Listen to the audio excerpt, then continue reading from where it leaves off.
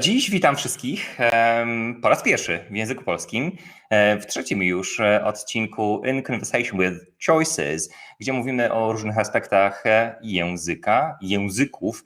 Dzielimy się najnowszymi badaniami językoznawczymi, literaturoznawczymi, ale i również socjojęzykoznawczymi. A myślę, że miksturą tych wszystkich tak naprawdę, zarówno profesjonalnych doświadczeń naszych gości i gościń, jak i ich osobistych refleksji.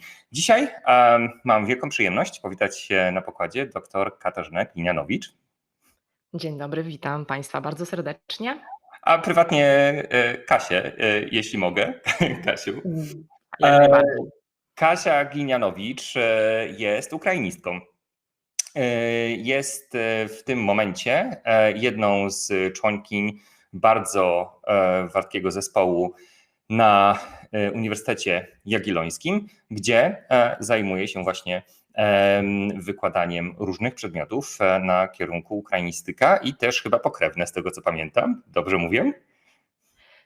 Głównie literatury ukraińskiej, ale mam również zajęcia lektoratowe z języka ukraińskiego, więc to doświadczenie również mam za sobą. I zajęcia dotyczące metodologii, teorii literackich również. Tak, ale oprócz dydaktyki Katarzyna zajmuje się również badaniami. Bada polskie dyskursy kulturowe w prozie ukraińskiej z końca XIX, początku XX wieku w oparciu o założenia teoretyczne badań kulturowych, zwłaszcza postkolonializmu oraz gender studies. Katarzyna Glinianowicz, doktor Katarzyna Glinianowicz jest również laureatką licznych stypendiów. Jeszcze raz bardzo mi miło Ciebie, Katarzyno, Kasiu, powitać. I tak jak w poprzednich odcinkach, ja bardzo lubię gdzieś wlać trochę takiej prywaty i personalnego podejścia do wszystkich, których zapraszam do naszych podcastów / webinarów. Ja z Kasią znam się już dobrych kilka lat i poznaliśmy się w dość dziwnych warunkach, w tym sensie, że Katarzyna mnie niczego nie uczyła, to ja uczyłem Katarzynę. Chyba główną motywacją Kasi była wtedy ustawa, która mówiła o tym, że najbardziej punktowane są wystąpienia konferencyjne oraz publikacje w języku angielskim. Przede wszystkim to było najbardziej punktowane i chyba też chciałaś sobie tym językiem angielskim otworzyć szerzej perspektywę do możliwości stypendialnych czy też współpracy międzynarodowych, prawda? Jak najbardziej. Dzięki Łukaszowi, jego wytrwałości też jako dydaktyka zawdzięczam to, że mogłam wyjść ze swoimi badaniami poza wąskie podwórko naszego świata polskiego, czy w moim przypadku również ukraińskojęzycznego i zaprezentować wyniki moich zainteresowań badawczych na szerszym polu, właśnie anglojęzycznym. Nie chodziło tylko i wyłącznie o zbieranie punktów oczywiście, ale też poniekąd przyświeca mi też jakaś idea, żeby sprawdzić się na szerszym kontekście. A w związku z tym, że angielski to nasza lingua franca, stąd chciałam też poprawić tak, moje umiejętności językowe, głównie w sferze academic English i sprawdzić się również. I poszło Ci wyśmienicie dobrze. Ja wspominam naszą współpracę naprawdę genialnie. Poza tym też myślę, nauczyciel, więc. Poza tym myślę, że też kliknęliśmy z Katarzyną, jeśli chodzi o nasze problematyzowanie różnych sfer życia społecznego i trochę takie krytyczne podejście do świata, który nas otacza, ale myślę, że to jest właśnie to, co wyróżnia ludzi z humanistyki, prawda?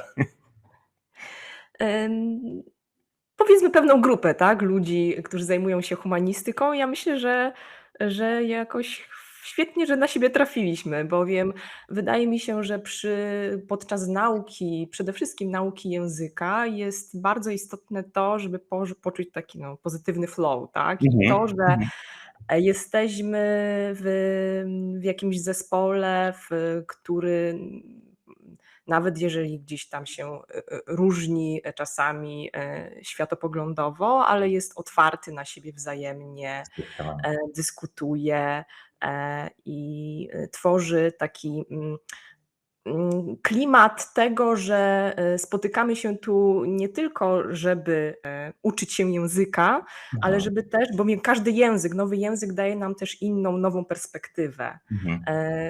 Czyli otwierać swój mózg, tak, na wiele, wiele innych języków i interpretacji również rzeczywistości Mhm. dzięki temu. Tak Pewnie. myślę. Kasia, nie byłbym sobą, gdybym nie zapytał, a skąd w ogóle pomysł na to, żeby związać się naukowo, związać swoje całe życie, całą karierę naukową właśnie z Ukrainą, z ukrainistyką, z literaturą, z kulturą tegoż kraju? Co było twoją motywacją? Hmm.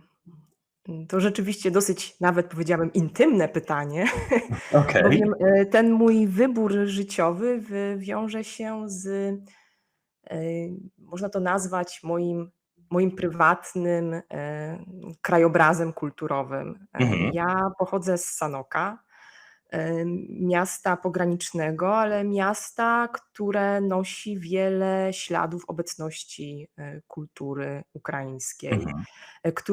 które to odnajdywałam dla siebie jeszcze w czasie szkoły średniej.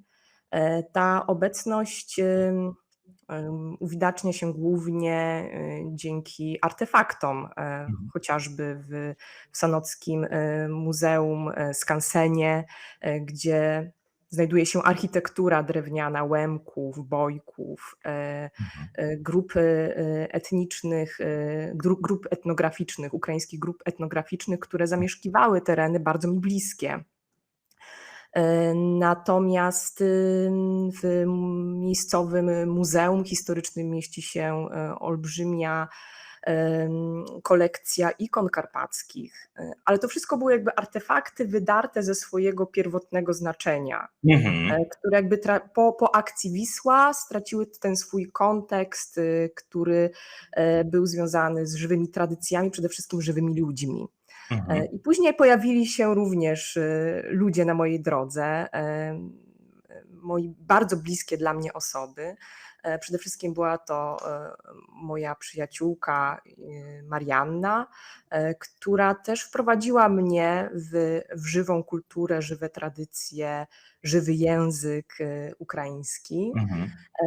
I to był taki pierwszy moment. Ja bym to porównywała do takiego swoistego odczytywania kulturowego palimpsestu, że Mhm. starałam się odczytywać przestrzeń, w której jestem, w której się urodziłam, w której się wychowałam, Mhm. poprzez odczytywanie tych warstw kulturowych, które zostały zatarte przez Mhm. historię, przez wysiedlenia, przez też konflikty kulturowe. A ja starałam się nawiązać z tym dialog. Mhm. I także później zaczęły się oczywiście podróże, nie tylko po Bieszczadach, ale już pierwsze też wyjazdy do Ukrainy, taka samodzielna próba nauki języka ukraińskiego. Przede wszystkim również przez pieśni, bowiem to jest Mm. też moja druga miłość. Okej. Ale też zaczęło się od tego, że ja natrafiłam też dzięki oczywiście bliskim mi ludziom, i to chyba jako jeden z pierwszych mój bliski znajomy Robert z Sanoka pożyczył mi nagrania wydawnictwa Coca Records. Mhm. To było takie polskie wydawnictwo muzyczne, które zajmowało się promowaniem niszowej muzyki z Ukrainy, eksperymentalnej, elektronicznej. Pamiętam mój zachwyt taką wokalistką, która charakteryzuje się minimalizmem, ale też taką estetyką bardzo poetycką. Swietlana Nianio nazywała się, ale oni również i nazywa się. Oni również promowali poprzez swoje wydawnictwa muzyczne muzykę etniczną, ukraińską Okej. muzykę z centralnej i wschodniej Ukrainy. Mhm. Przestrzeń wówczas zupełnie mi nieznana, czy bardziej, no nie wiem, znana poprzez zakorzenioną w tradycji polskiej kulturę i mit kozaczyzny i na tym Mhm. się kończyło. Mhm.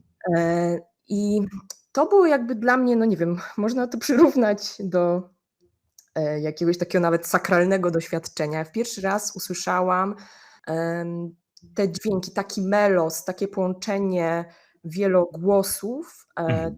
polifonii, a cappella, która no, słuchając to miałam ciarki, tak? I pragnęłam zrozumieć, o czym są te pieśni rzewne zazwyczaj, pieśni wielogłosowe, pieśni Mm. piękne, pieśni, które wprowadzają w trans. Jednocześnie zespoły typu takie jak Drewo czy Hilka zajmowały się rekonstrukcją tego archaicznego melosu i one były dalekie od tego, co nazywamy w tradycji polskiej cepeliadą, Mhm. czyli tymi zespołami pieśni i tańca, które też są oczywiście popularne w Ukrainie czy w całym tym bloku pozdradzieckim, gdzie starano się w taki sztuczny sposób odtwarzać kulturę ludu. Mhm. Plastikowe wianuszki, tak, Mhm. przerysowane makijaże i taka jakaś sztuczność na scenie. To było coś zupełnie innego. To było surowe i piękne, więc od tego Mhm. się zaczęło, a później z muzyki przeszłam na pole literatury. Mhm. I pod koniec, czy w latach 90. aktywnie zaczęto wydawać współczesną literaturę ukraińską w tłumaczeniu na język polski.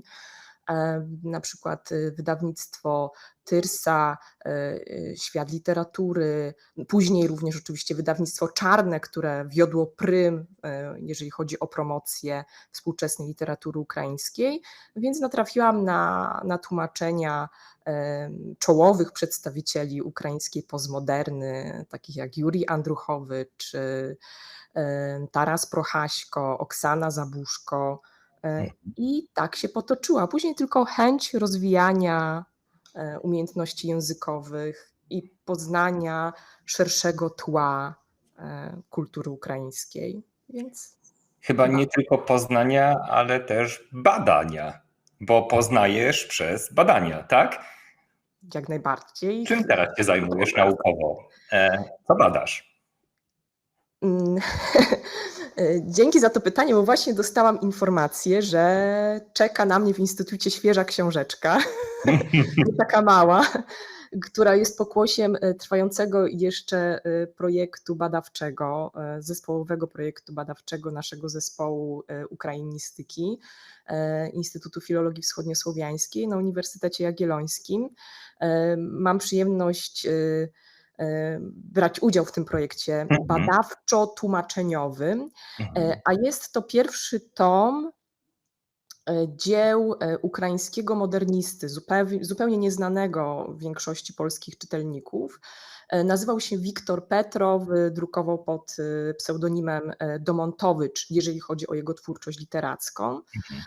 I nasz projekt zespołowy to jest projekt, który przede wszystkim wiąże się z tłumaczeniem jego tekstów literackich, ale też z opracowaniem edytorskim jego dzieł. Świetni tłumacze z nami współpracują z naszego zakładu, między innymi profesor Katarzyna Kotyńska, Która będzie również też doktor, naszym tak, gościem. proszę? Wiem, że będzie waszym gościem dr Przemysław Tomanek. Kierownikiem jest mój kolega ukrainista Paweł Krupa i ja jestem współrealizatorką tego projektu. I jest to pierwszy tom, który z trzech, który właśnie wyszedł, nosi tytuł W stronę krytycznej nowoczesności. Iwan Petro, Boże, nie Iwan, Wiktor Petrow, tom pierwszy, i prezentuje trzy jego najważniejsze powieści. Mhm. Postać niesamowicie, wydaje mi się, interesująca, bowiem może być dla polskiego czytelnika, który jest zainteresowany obszarem kulturowym Europy Środkowej, Środkowo-Wschodniej, swego rodzaju kluczem dla zrozumienia również tożsamości ukraińskiej, jej konstruowania, jej modernizacji, różnych projektów, które tworzyła ukraińska elita swego czasu. Bardzo często myśl Petrowa, który był nie tylko pisarzem, ale również archeologiem zajmował się językiem, badał na przykład język staropruski. Był również historiozofem i jego myśl historiozoficzna bardzo często porównywana jest chociażby do rozpoznań Michela Foucaulta czy Waltera Benjamina. Mhm. I wydaje mi Czyli się, że rewolucyjna. tak, i że jest Mhm.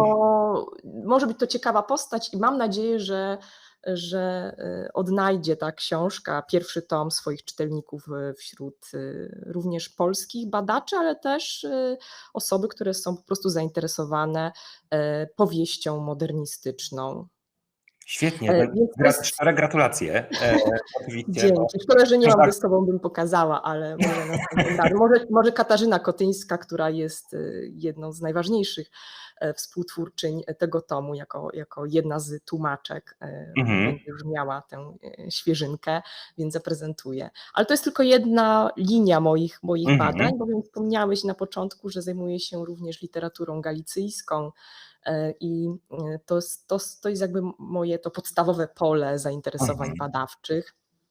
I książka, którą onegdaj wydałam, Z cienia polskości, która to dotyczy właśnie literatury ukraińskiej z Galicji, z Bukowiny przełomu XIX i XX wieku, jest swego rodzaju próbą opisywania, w jaki sposób literatura ukraińska reprezentowała proces emancypacji na wielu różnych poziomach.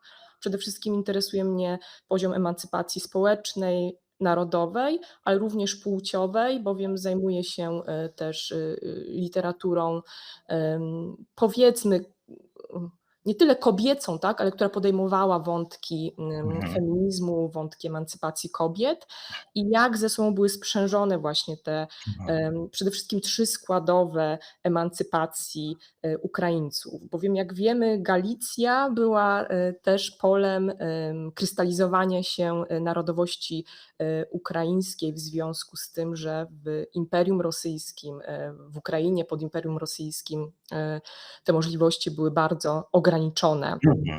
I ta tożsamość ukraińska, ona nierzadko krystalizowała się również, jeżeli mowa o Galicji, w kontekście dominującej tam wówczas polskości. Choć oczywiście w ramach monarchii Habsburgów, ale interesuje mnie właśnie to, na ile ukraińscy pisarze i pisarki formowali swoje ja też w odniesieniu do stereotypów i autostereotypów tworzonych przez twórców polskich. Czyli jak ta literatura polska, ukraińska współistniała, nierzadko również w konflikcie, ale bardzo często ten konflikt był również twórczy, czy zmuszał do jakiejś dyskusji, do kontestowania różnego rodzaju wspomnianych stereotypów i wzajemnych wizji, reinterpretacji, reprezentacji siebie i innych. To wszystko jest niesamowicie interesujące. Widać, że absolutnie kochasz, co robisz. I jakby dotknęłaś już kwestii tożsamości narodu ukraińskiego. My zdecydowanie będziemy chcieli bardziej cię podpytać o te kwestie, ale wróćmy jeszcze chwilę do takich spraw bardziej instytucjonalnych może.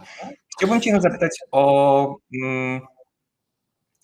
to, jak powszechne są studia ukrainistyczne w Polsce. Chodzi ci o studentów czy badaczy? I o jedno, i o drugie tak naprawdę.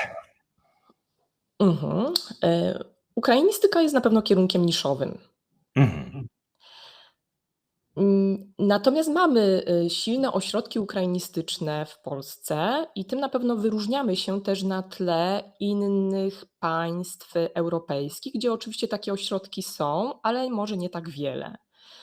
Więc na pewno najstarsza ukrainistyka powojenna to jest ukrainistyka warszawska.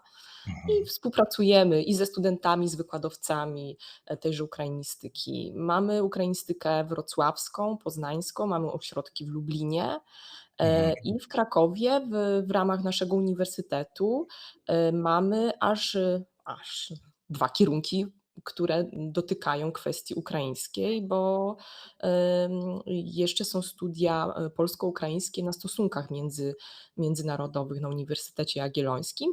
Są to studia prowadzone w języku ukraińskim i skierowane głównie dla przyszłych studentów ukraińskojęzycznych. Mhm. Natomiast nasze studia, filologia ukraińska, gdzie kształcimy również bardzo chętnie osoby, które już znają język ukraiński, bowiem mamy 2 ścieżki dydaktyczne, ale również osoby, które przychodzą do nas i uczą się języka, kultury, Mm. literatury od podstaw. I zazwyczaj to są tego typu osoby, które oczywiście coś już tam wiedzą, bowiem przychodzą z jakimś już jednak bagażem i z jakimiś fascynacjami, które chcą rozwijać. Jednak nadal to jest kierunek niszowy. Teraz w sytuacji wojny Rosji przeciwko Ukrainie. No właśnie, to może No, tutaj się na chwilę tak, zatrzymamy, bo chciałem dobra. cię podpytać o to. Jest 24 lutego, godzina 9, Mhm, 2022 rok. Przepraszam, 2020, dobrze mówię, 2022, tak. tak? I co czujecie? Jak ta społeczność akademicka ukrainistyczna zareagowała na te tragiczne wieści? Mm, To znaczy, spróbuję sobie zrekonstruować to teraz mm, były już pewnego rodzaju, to znaczy myśmy byli może nie do końca gotowi. Ja do końca nie wierzyłam, że do tego dojdzie, choć Mhm, oczywiście mówiono, już spekulowano, że Rosja przygotowuje się do agresji i do pełnoskalowej wojny. Ja do końca nie wierzyłam, że do tego dojdzie.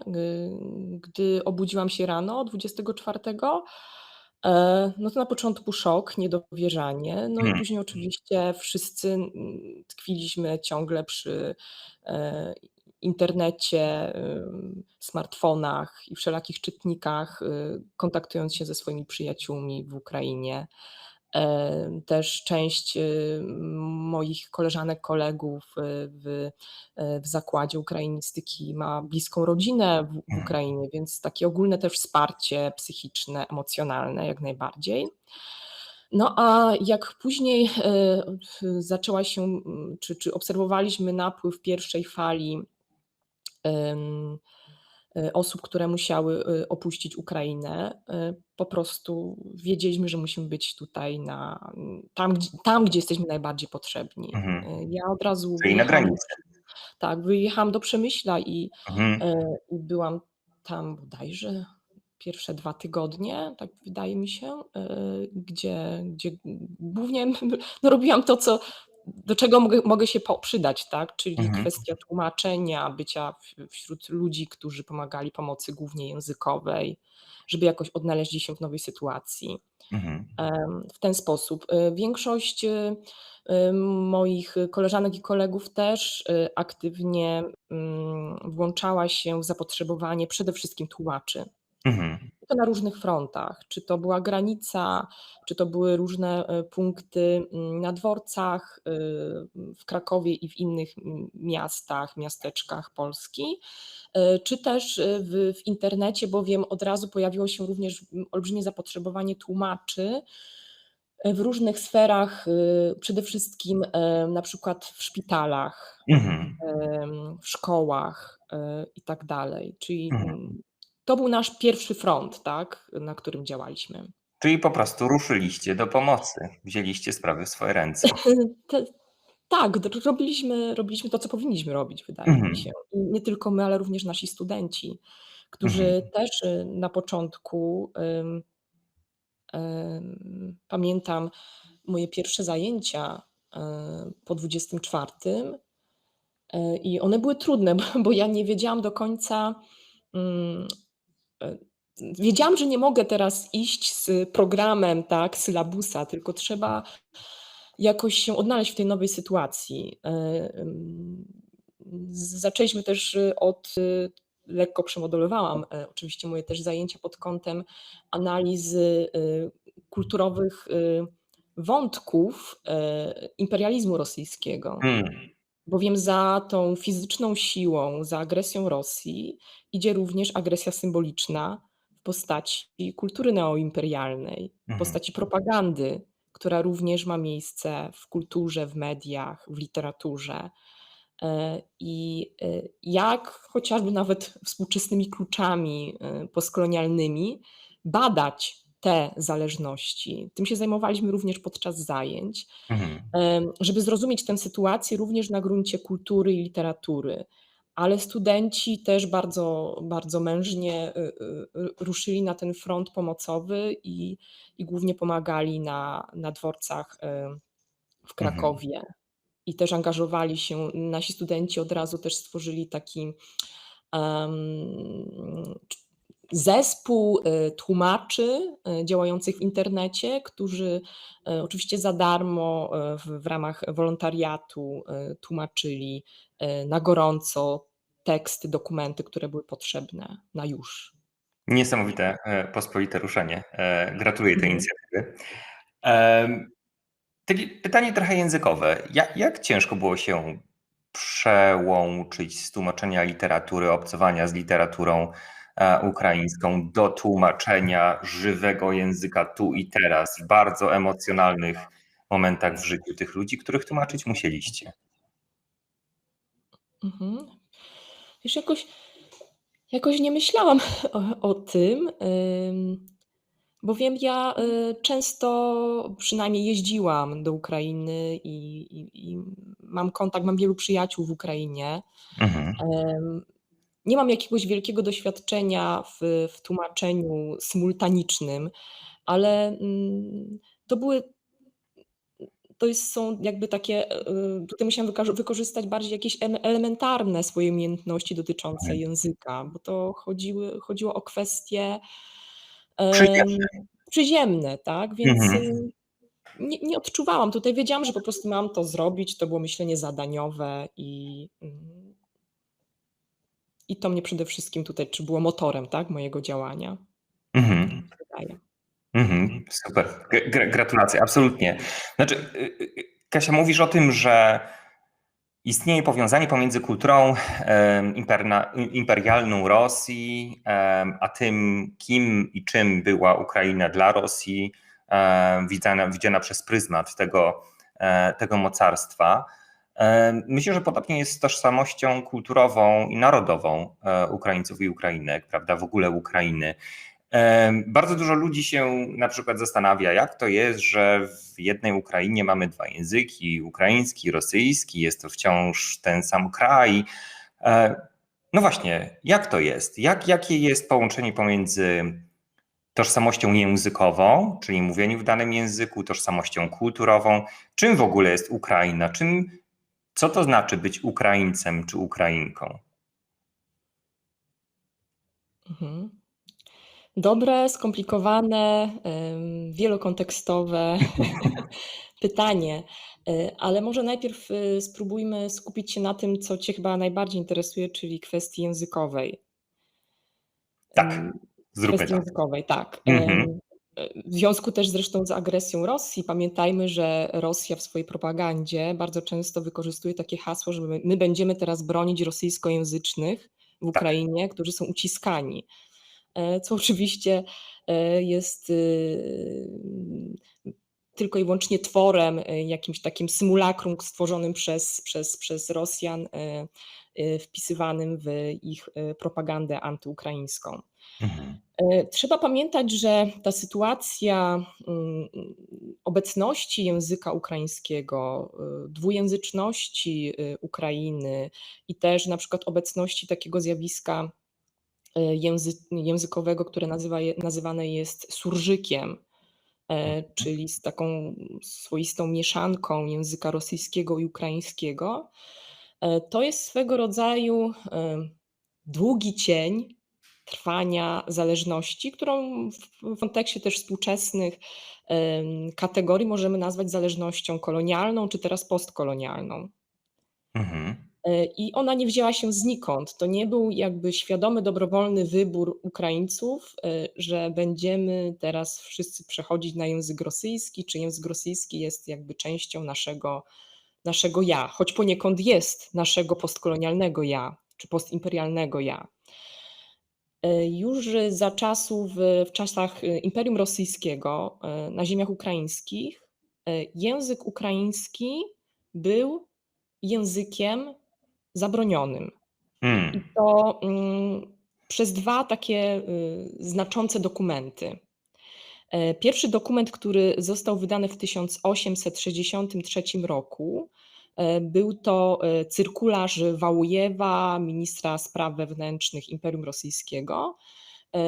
On w pewnej części zabraniał drukowania tekstów w języku ukraińskim, czy jak wówczas mówiono w języku małoruskim, czy nawet nie nazywano Mhm. go językiem, tylko narzeczem rosyjskim, małoruskim, Mhm. z wyjątkiem jeszcze wówczas literatury pięknej. Tam również w cyrkularzu wałujewskim pada takie sformułowanie, że języka małoruskiego nie było, nie ma i nie będzie. Jest tylko narzecze języka wieloruskiego, Mm. więc w tym narzeczu no, w sumie nie można tworzyć z perspektywy ideologii imperium, nie można tworzyć odrębnej kultury narodowej. A jak wiemy, język jest inherentną częścią konstytuowania się narodowości, prawda? Mhm. Tak, tak, Mm. tak. I to oczywiście odbyło się już po pierwszej fali tworzenia nowoczesnego czy nowożytnej tożsamości ukraińskiej, która została zapoczątkowana już oczywiście wcześniej, ale przede wszystkim przez twórców ukraińskiego romantyzmu. Mhm. Tutaj czołową postacią był oczywiście Taras Szewczenko, ale również Pantełejmon Kulisz, Mykoła Kostomarow i przedstawiciele tego nurtu w literaturze i kulturze ukraińskiej, ale również językoznawstwie, bowiem ci twórcy, pisząc, oni również tworzyli podwaliny pod nowoczesny język ukraiński. Mhm. Później w 1876 roku ukazał się ukaz emski, który już w zupełności zabraniał drukowania nawet tekstów literackich w języku ukraińskim na terenie Imperium Rosyjskiego. Ba, nawet zabroniono przywożenie na teren Imperium Rosyjskiego literatury ukraińskojęzycznej, tłumaczeń na język ukraiński. Więc trzeba wziąć pod uwagę tak, ten element, który zupełnie jakby zablokował ten ruch ówczesnej inteligencji ukraińskiej, mający na celu tworzenie niezależności narodowej, która przede wszystkim powinna być, w związku z tym, że nie mamy odrębnej państwowości ukraińskiej, Mhm. bardzo często inteligencja ukraińska posługuje się taką metaforą, że naszą ojczyzną jest nasz język, nasza literatura, czyli Mhm. jakiś taki byt symboliczny, który ma nam zastąpić nieobecność bytu politycznego pod Mhm. nazwą Niezależne Państwo Ukraińskie. Ale tutaj dochodzi do swego rodzaju paradoksu historycznego. Poprzez to, że w Imperium Rosyjskim inteligencja ukraińska nie może w pełni rozwijać swojej działalności, również twórczości literackiej, zaczyna publikować swoje teksty, albo też często emigruje na zachód i tym polem, gdzie teraz działają, jest głównie Galicja. Mhm. Monarchia habsburska, która dawała prawa również swoim mniejszościom, między innymi Ukraińcom, wówczas jeszcze byli nazywani Rusinami. Ten etnonim on krystalizował się na przełomie XIX i XX wieku, mówię o etnonimie Ukraińcy. Mhm. I dzięki temu, że czołowi przedstawiciele, tacy postępowi, bardzo często socjaldemokratyczni przedstawiciele, między innymi Michał Drahomanow, przyjeżdża do Galicji, on również porusza miejscowych Rusinów do działalności na rzecz konstruowania tego, co dziś nazywamy nowoczesną tożsamością ukraińską. Mhm. I doszło do swego rodzaju spotkania Ukrainy po obu stronach Zbrucza, tak, która była podzielona między dwoma imperiami. Mhm. Niesamowite. Nie wiem, co odpowiedziałam na twoje pytanie, bo ty pytałeś o język, tak? Więc trzeba, jeszcze przepraszam, to dodam, tak? Więc trzeba pamiętać o tej historii w ogóle trudności krystalizowania się języka ukraińskiego i jak polityka wpływała nań. Takim przykładem sztandarowym tego, jak imperium wpływał na literaturę, na język ukraiński, jest chociażby postać Mikołaja Gogola albo Mykoli Gogola, Ukraińca z pochodzenia, ale czołowego teraz przedstawiciela literatury rosyjskiej czy rosyjskojęzycznej, ja bym nawet powiedziała po prostu literatury imperialnej, który, żeby istnieć w tej sferze kultury państwowej, wybrał język rosyjski, choć nigdy nie porzucił też swojej lokalnej tożsamości, bo w swojej twórczości czerpał też ze źródeł kulturowych, swoich źródeł kulturowych, czyli ukraińskich źródeł kulturowych. I później tylko jeszcze dokończę ten wątek językowy. Należy wziąć pod uwagę, że tę politykę Imperium Rosyjskiego kontynuatorka, chciałam powiedzieć, tak, Imperium Rosyjskiego, czyli Związek Radziecki. I język ukraiński w ramach Związku Radzieckiego miał status języka ludu, języka wsi.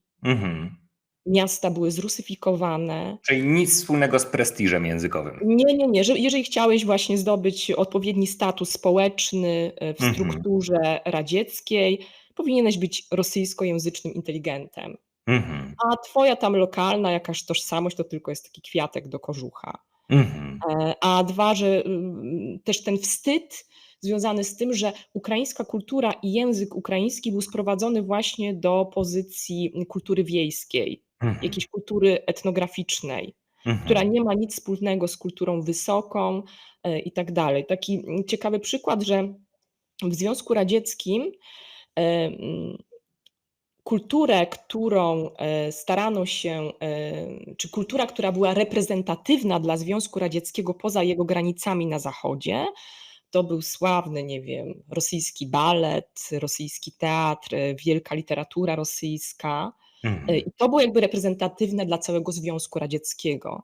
Natomiast to, co eksportowano i miało reprezentować inne narody Związku Radzieckiego, nie tylko ukraińskie, ale inne, nierosyjskie, to były głównie zespoły pieśni i tańca, ludowe zespoły pieśni i tańca, które były na bardzo wysokim poziomie, ale to oczywiście było ciągłe sprowadzanie ukraińskości do wiejskości.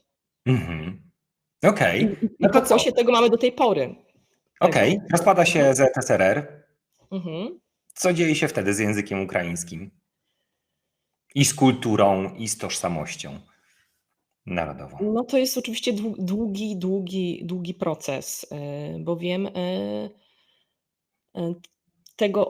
znaczy obecności języka rosyjskiego, obecności surżyka, który zresztą też stał się ciekawym materiałem dla twórczości literackiej, głównie takiej prześmiewczej. Tego oczywiście nie da się od razu przekreślić. Ja myślę, że dziś te procesy, które obserwujemy też w Ukrainie, czyli na przykład fakt, że bardzo wielu obywatelek Ukrainy w sytuacji wojny przechodzi świadomie na język ukraiński albo stara się wychowywać swoje dzieci w ukraińskojęzycznym środowisku, jest wynikiem trwającego procesu takiej, no, można to nazwać swoistej ukrainizacji, czy powrotu do języka ukraińskiego, gdzie język ukraiński staje się też językiem inteligencji, językiem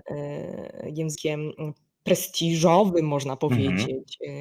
Ale Staje też się już nareszcie językiem naznaczone miasta i politycznie. kultury. Proszę? Ale też już naznaczonym politycznie, prawda? Bo jeżeli masz do Mhm. wyboru mówić po ukraińsku czy po rosyjsku, no to w zależności od tego, który z tych języków wybierzesz, to już się określasz, gdzie stoisz politycznie, po której stronie stoisz politycznie. A propos używania Mhm. tych języków, to ja też mam taką anegdotę z własnego podwórka. Pamiętam, że kiedyś mieliśmy zlecenie tłumaczenia na język ukraiński. Chyba to było z języka polskiego, jeżeli dobrze pamiętam, taki kierunek właściwie polski-ukraiński. I pamiętam, że wtedy, Mhm. kiedy oddaliśmy materiał tłumaczeniowy już finalnej wersji do klienta, był zarzut, że tam były rusycyzmy. I trzeba to było poprawić. Mhm. Ponieważ, no oczywiście, to już było po 24 lutego, więc to też było pewne stanowisko polityczne, ale i też również określenia się kulturowego, prawda? No czasami to też trzeba zrozumieć, że niektórzy nieświadomie zapewne te rusycyzmy popełniają. Hmm. To jest tak długotrwałe bycie w kulturze, też popularnej kulturze rosyjskojęzycznej, która zalewała rynek ukraiński, że czasami trudno, tak? My wiemy, jak na przykład my jesteśmy teraz, czy funkcjonujemy, nasz język jest pod stałym wpływem też języka angielskiego. No przyznaj, że nierzadko Spotkaliśmy się online na webinarze. tak, na Jeździmy na last przykład, minute. tak. Tak, Mhm. zdecydowanie. Więc język Hmm. rosyjski, on, no tak się tego nie da łatwo, powiedzmy, nie wiem, brzydkie słowo, ale wyrugować, tak, Mhm. z tej przestrzeni kulturowej. D Jeszcze warto też wziąć pod uwagę taki fakt, że w latach 30., w epoce stalinizmu, terroru Mhm. Stalina, rozpoczyna się też taka akcja, by zmienić w ogóle gramatykę i zasady pisowni języka ukraińskiego na tyle, żeby jak najbardziej zbliżyć język ukraiński do języka rosyjskiego. Mhm. Co oczywiście było też sztucznym, ideologicznym ruchem w stronę niby potwierdzenia, spójrzmy, jakimi jesteśmy bratnimi narodami, że nasz Mhm. język jest w sumie to jest jeden język, tak, tylko Mhm. ma jakieś tam niewielkie niuanse, jakieś różnice. Teraz trwają też prace językoznawcze, by przywrócić zasady pisowni, gramatyki stworzone w latach 20.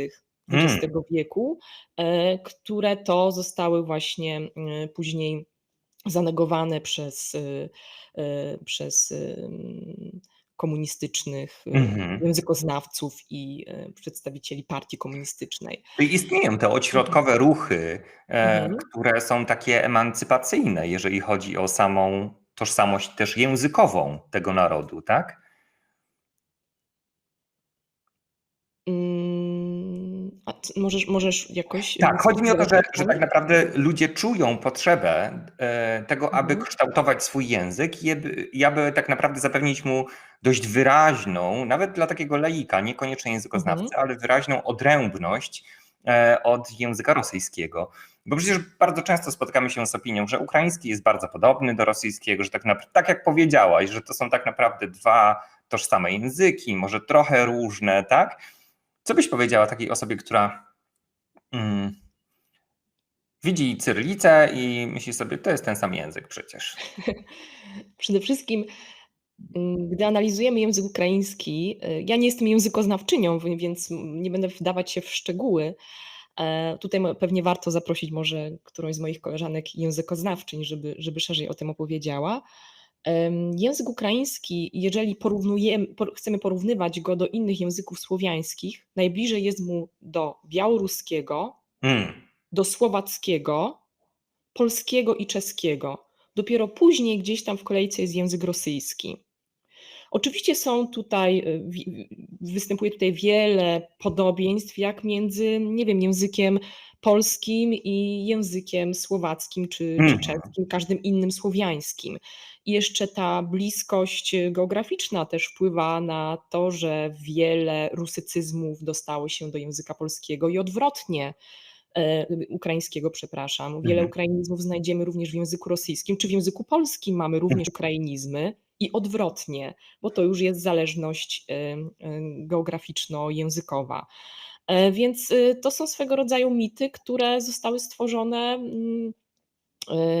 w ramach, no jakby to nazwać, no po prostu propagandy też, tak, Mhm. która miała przedstawiać narody wschodniosłowiańskie jako wspólnotę językowo-kulturową.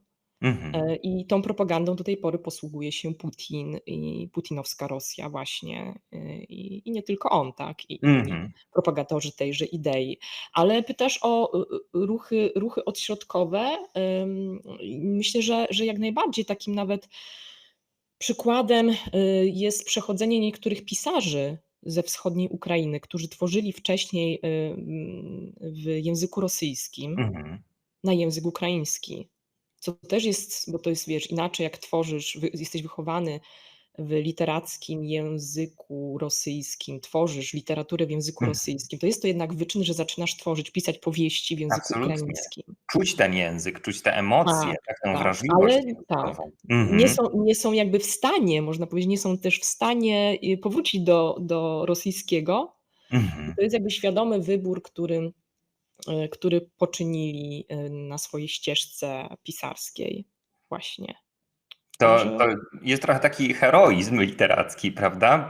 mhm, Bo to mogłoby się teoretycznie nie udać. Te mogłoby się. emocje, tą wrażliwość, którą przenosisz do duszy czytelnika swojego w danym języku, niekoniecznie musisz być w stanie osiągnąć ten sam efekt, Mhm, używając innego medium, innego języka, prawda? mhm, mhm. Jest taki przykład Rafienko, który też jest tłumaczony na język polski. Mhm. Pisarz, który, świadomie, kilka lat temu przeszedł na język ukraiński. Wcześniej tworzył w języku rosyjskim, był też znanym, nagradzanym pisarzem w Rosji. Mhm. E, I całkiem nieźle odnalazł się w tej, nowej przestrzeni językowej. Świetnie. To znaczy, świetnie z różnych perspektyw, ale również z twojej, bo będziesz miała też więcej roboty akademickiej, więcej materiałów do badań. Słuchaj, Katarzyna, Dziękuję. mówimy teraz o tym trochę takiej dwujęzyczności Ukrainy, prawda? Ale z dwujęzycznością też jest związana trochę taka ambiwalencja, przepraszam, kulturowa, Mhm. takie nie wiem, kim naprawdę jestem. Moglibyśmy też powiedzieć pewnie, że ta tożsamość jest zregionalizowana. Czy to jest uprawnione słowo, że tożsamość narodowa, czy przynależność Mhm. kulturowo-narodowa w Ukrainie jest zregionalizowana? I im bardziej na wschód idziemy, tym bardziej jest ona skłonna być bardziej rosyjska niż ukraińska. Ja myślę, że to już, dawno przeszło do lamusa, w związku też z wewnętrzną emigracją Mhm. Ukraińców, przemieszaniem ludności ukraińskiej w ramach, granic, państwowych. Słyszę jakieś echo, nie wiem, czy ty również? O, teraz już jest okej. Słyszałam Przepraszam. swoje echo. Mhm. A propos pytań różnych, tożsamościowych, rozłamów, pojawiło się echo gdzieś tutaj w tle, jakieś taka schizofrenia głosowa, ale już jest okej. Więc, to po pierwsze. Po drugie też pokutował długo taki mit, że mamy do czynienia z dwoma Ukrainami. Ukrainą powiedzmy tą prozachodnią, proeuropejską, ukraińskojęzyczną, wierną swoim tradycjom, patriotyczną, i Ukrainę wschodnią, zrusyfikowaną, zamieszkaną przez homo sovieticusów i tak dalej. Ale, sytuacja, po 14 roku, a przede wszystkim po 24, ona zweryfikowała, ten, no, stereotyp już, tak, pokazując, że ludność, na zachodzie, wschodzie, w centralnej Ukrainie nie chce należeć do tego świata. Mówię o tym kolejnym, tej kolejnej ideologii neoimperialnej, która nazywana jest przez Rosję ruskim mirem. Ona nie chce do tego należeć. Wcześniejsze rewolucje, ukraińskie, tak zwane kolorowe rewolucje, ostatnia rewolucja godności, one również podkreślały to, że przede wszystkim nowe, młode pokolenie Ukraińców ciąży zupełnie w innym kierunku i ciąży ku Zachodowi, ku Europie. Na froncie, walczą przedstawiciele wszystkich regionów Ukrainy i wszyscy giną za idee, które są teraz najistotniejsze dla obywateli i obywatelek Ukrainy. Więcej, na froncie walczą nie tylko tak zwani etniczni Ukraińcy, ale również przedstawiciele mniejszości ukraińskich, bowiem Ukraina, i na tym polega też jej wartość, jest krajem różnorodnym, wielokonfesyjnym i wielonarodowym. Moglibyśmy się od niej uczyć w tym aspekcie, Tak, prawda? tak, słuchaj, no są takie, nie wiem, nie jestem specjalistką od militariów, ale pododdziały na przykład muzułmanów ukraińskich, Żydów ukraińskich, którzy walczą na froncie. Jest również organizacja wojskowych LGBT+, z szewronami, na szewronach mają jednorożca, Niesamowite. która też walcząc z Rosją, jednocześnie też walczy o wartości. Wśród tych wartości jest również wartość wolności, ale w różnych wymiarach. Różnych wymiarach tożsamościowych. Nie tylko tożsamości narodowej, ale również tożsamości własnej, tożsamości kulturowej.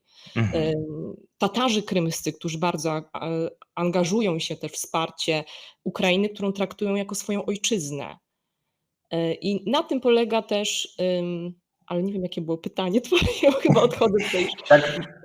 Tak naprawdę chodziło o regionalizację tożsamości narodowej w Ukrainie, Właśnie. ale myślę, że genialnie odpowiedziałaś na to pytanie i te takie przetasowania etniczne na terenie całej Europy, tak? Te wewnętrzne migracje, wewnętrzne przemieszczania się różnych mniejszości czy też większości, to jest niesamowite i to jak mówisz o właśnie tym zróżnicowaniu wewnętrznym Ukrainy, tak jak wcześniej powiedziałem, myślę, że my sami, Polacy, Polacy i Polki, moglibyśmy się od tego naszego sąsiedzkiego narodu dużo nauczyć. Co jest też wartością, o której bardzo rzadko się mówi, tak? O tym właśnie takim wewnętrznym trochę multikulti ukraińskim.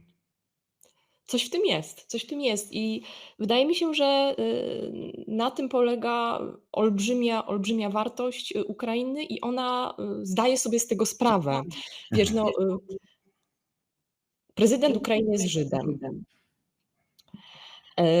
który wyrósł w rodzinie rosyjskojęzycznej, ale wybrał teraz język ukraiński jako język polityki, którą też prowadzi i to też jest o czym świadczy, tak, że Ukraina jest krajem, który może nam tutaj wskazywać pewną drogę, czy może być wręcz powrotem do takiej, ja wiem, że tutaj zabrzmi dosyć romantycznie, że może idealizuje, ale tworzy pewnego rodzaju model takiej idealnej Europy, do której chcemy dążyć. Wykuwa ją, jakby nie było krwią. Tak. Znaczy, wracając trochę do obecnego prezydenta Ukrainy, myślę, że to też jest niesamowity obiekt do badań językoznawczych, ponieważ on nie jest tylko dwujęzyczny, ale jest przynajmniej wielojęzyczny, przepraszam, bo mówi też bardzo biegle w języku angielskim, prawda? Natomiast też to sobie radzi, ale to tobie oceniać. I to, co świetnie manifestuje na takim na arenie międzynarodowej, to jest przywiązanie właśnie się do języka ukraińskiego i mówienie w języku ukraińskim, tam gdzie może sobie na to pozwolić, gdzie ma tłumaczy symultanicznych i to jest niesamowite. Bardzo to wybrzmiewa, jak bardzo potrzebna jest ta Ukraina, ukraińskość, ale i też język ukraiński, który jest taką materializacją trochę tej kultury na zewnątrz, prawda? Kasiu, a zaczęłaś już mówić właśnie o relacjach polsko-ukraińskich, trochę o tym, jak te kultury się przeplatają, jak mogą się uzupełniać, jak mogą się od siebie wzajemnie uczyć. A jeśli byśmy popatrzyli się na taki aspekt kulturowo-społeczno-polityczny, tak wiem, dużo, jak bardzo już w tym momencie mentalnie Ukraina jest w Unii Europejskiej? Ja myślę, że czy to też jest pewnie pytanie złożone, bo nie lubię generalizacji, ale jeżeli pytamy o młode pokolenie, do którego należy przyszłość, to ono już jest mentalnie pokoleniem europejskim, pokoleniem w ogóle też światowym, pokoleniem, który funkcjonuje już w rzeczywistości globalnej. Młodzi ludzie, młodzi Ukraińcy, Ukrainki są bardzo aktywni i bardzo mobilni. I oni żyją w świecie bez granic i są bardzo europejscy, a to jak najbardziej. Oczywiście, tak jak w każdej społeczności, mamy też przedstawicieli różnych światopoglądów. To też są na pewno różnice generacyjne. Generacja, która jeszcze wyrosła w Związku Radzieckim, będzie się też jakoś różnić, tak, od przedstawicieli młodego pokolenia. Ale ja myślę, że odpowiedzią na to pytanie jest pozycja Ukrainy dziś. I jeszcze raz powtórzę, ich stanowisko, twarde stanowisko, jakie wartości, jaki świat i o jakie miejsce dla siebie walczą. Absolutnie. A walczą bardzo konsekwentnie. I no, jakby nie patrzeć, wszyscy im kibicujemy. Zdecydowanie. Mamy jeszcze, Kasiu, kilka pytań. Myślę, że na niektóre z nich już odpowiedziałaś. Mamy Patrycję, która pyta o kulturę i tradycję Ukrainy oraz Polski, czyli trochę już wychodzimy ze sfery językowej. Przepraszam, jeśli cię w nią zagoniłem. Mamy takie pytanie, bo nasze narody są dość podobne, jeżeli chodzi o, znów generalizując, jeżeli chodzi o takie mainstreamowe tradycje. A Patrycja pyta o takie największe różnice pomiędzy naszymi krajami. Jak byś odpowiedziała na takie pytanie? Ja myślę, że to te dwie części pytania, tak, jakie są różnice i jakie też części, miejsca wspólne, odpowiedź na to pytanie można połączyć w takim jednym zdaniu. Oczywiście nie da się w jednym zdaniu, tak, ale warto wyjść od tego, że ukraińska kultura formowała się na przecięciu dwóch cywilizacji czy dwóch wpływów cywilizacyjnych: wschodniego chrześcijaństwa i zachodniego chrześcijaństwa. I Ukraina, konstruując czy krystalizując siebie jako też podmiot odrębnej tożsamości, jakby tłumaczyła czy dokonywała swego rodzaju translacji wpływów wschodnio-chrześcijańskich, ale również zachodnio-chrześcijańskich. Przyjmując chrzest z Bizancjum, Włodzimierz Wielki dokonał pewnego wyboru kulturowego, ale jednocześnie nie zatrzasnął za sobą drzwiami do wpływów zachodnich. I te wpływy cały czas funkcjonowały, głównie później w ramach też bycia ziem ukraińskich w łonie Rzeczpospolitej. I te wpływy zachodniej kultury wówczas się na pewno nasiliły. Więc kultura ukraińska jest to swego rodzaju twórcza translacja tych wpływów zachodnio i wschodnio chrześcijańskich. Takim ciekawym, można powiedzieć, egzemplum tych wpływów jest funkcjonowanie w Ukrainie pierwszego, można powiedzieć, takiego narodowego stylu w architekturze, który nazywany jest barokiem kozackim czy też barokiem ukraińskim, który w sposób bardzo oryginalny łączył wpływy baroku zachodniego z ukraińskimi rusko-bizantyjskimi czy rusko-bizantyjskim dekorum, o tak.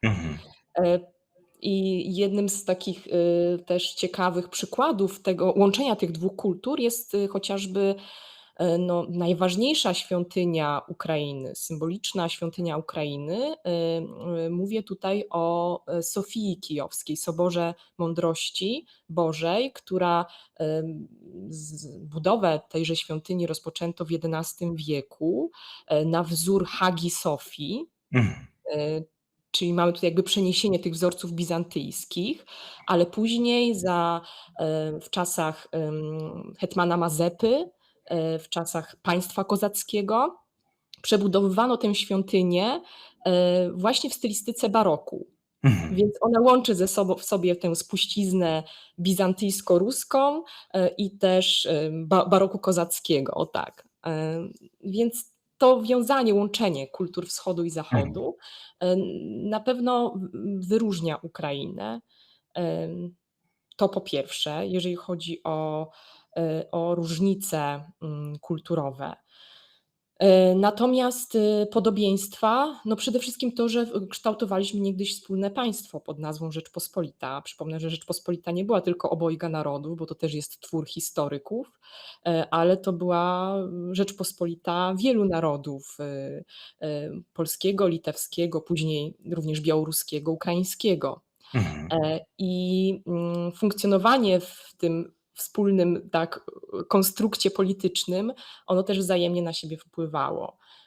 Nawet obecność takiej hybrydowej tożsamości w kulturze polskiej i ukraińskiej, która nazywała się Gente Ruteni Natione Polonii, czyli z pochodzenia Rusin, ale narodowości polskiej, świadczy o tych wzajemnych wpływach kulturowych i literackich również, bowiem wielu pisarzy z pochodzenia Rusini później tworzyli również w języku polskim, współtworzyli kulturę polską. Ja myślę, że sporo tych takich, jeżeli już mowa o kwestię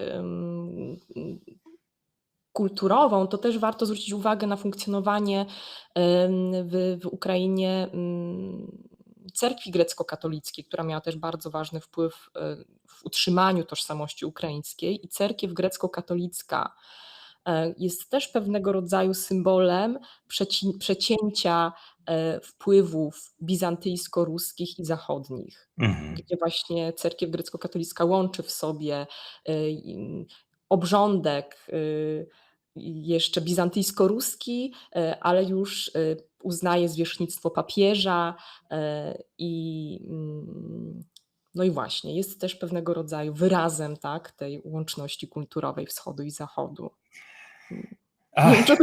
Myślę, że moglibyśmy ten temat kontynuować przez lata świetlne. Znaczy ta podróż, w którą nas zabrałaś, przez kulturę, tradycję, język, tożsamość i wszystkie inne aspekty narodu ukraińskiego jest niesamowita. Natomiast chciałbym chyba zakończyć taką wisienką na torcie.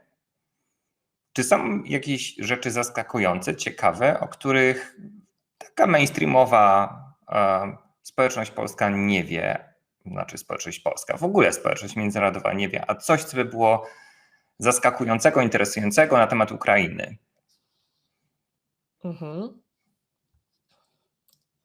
Ta Ukraina potrafi zaskakiwać. Trudno wybrać coś, co by było najbardziej takiego, nie wiem, ujmującego i zapadającego w pamięć. Ja już wspomniałam trochę o tej wielokulturowości, różnorodności Ukrainy i może jeszcze troszkę pociągnę ten wątek, bo to jest niesamowicie ciekawe, chociażby taki fakt, że właśnie na terenie Ukrainy, w mieście Dnipro, w centralnej Ukrainie, znajduje się największy w Europie, jak nie na świecie, największe w Europie, jak nie na świecie, centrum żydowskiej kultury i żydowskiego biznesu, które nazywa się Menora. Olbrzymi kompleks muzealno-konferencyjny zbudowany obok XIX-wiecznej synagogi.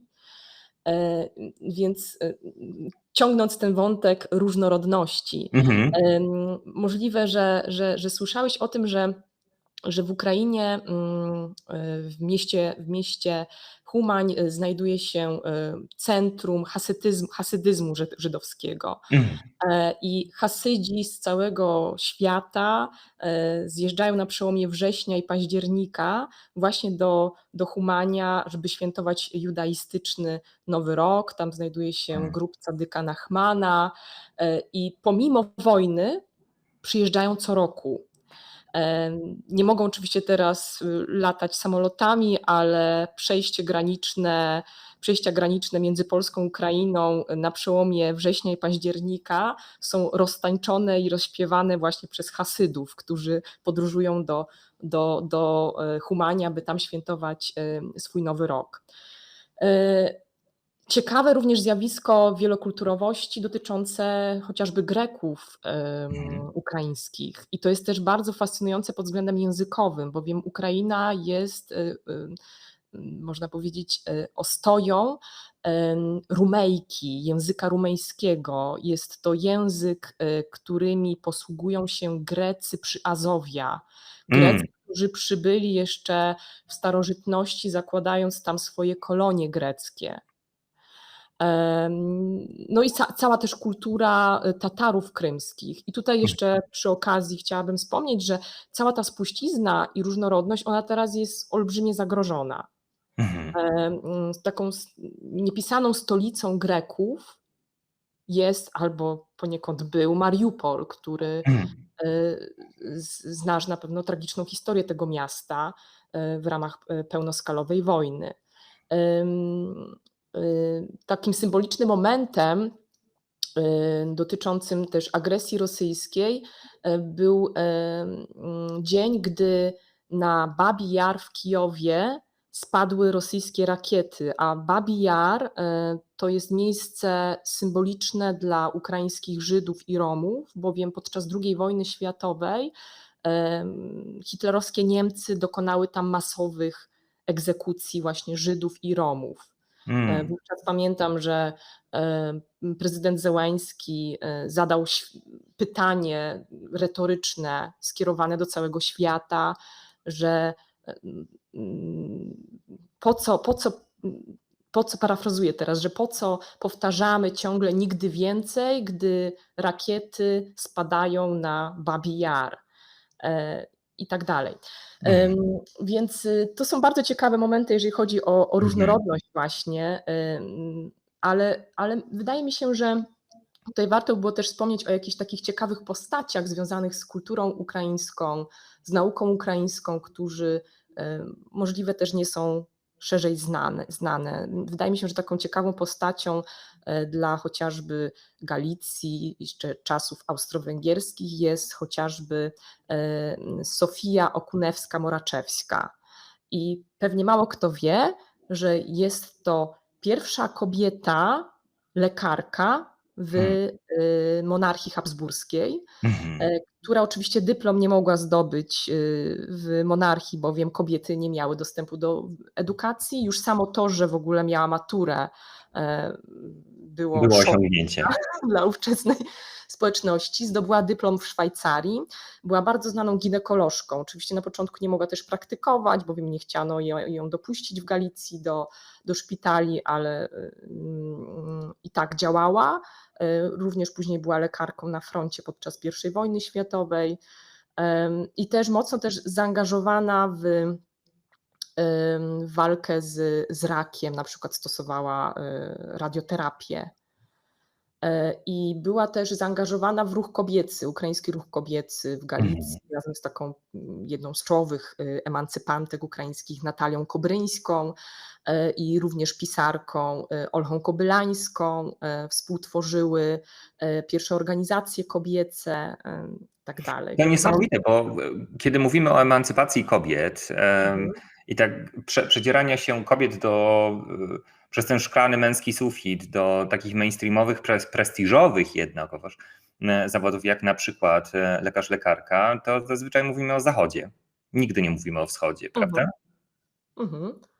Tak, i tym bardziej, że tworzyliśmy, że byliśmy w ramach tego samego państwa, tak? I zresztą mężem Sofii Okunewskiej był polski lekarz Moraczewski, który też był znanym ukrainofilem, wspierającym pisarzy ukraińskich, na przykład Wasyla Stefanyka, taki znany pisarz modernista, który zapoczątkował ekspresjonizm w ramach literatury ukraińskiej. Studiował medycynę w Krakowie, nie ukończył medycyny, bowiem na szczęście zaprzyjaźnił się z miejscową cyganerią krakowską, więc wolał spędzać wieczory z Przybyszewskim i jak mawiają, wykorzystywał swoje zdolności medyczne, by leczyć jego kaca.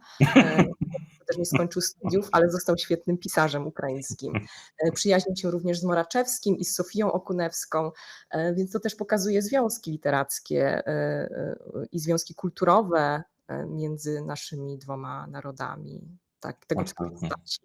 I jest o wiele, wiele więcej, ale podejrzewam, że to musielibyśmy poświęcić temu kolejne spotkanie. Dokładnie tak. I ja nie mam nic przeciwko, natomiast myślę, że dzisiaj jest to ten moment, kiedy po prostu chcę Ci serdecznie podziękować.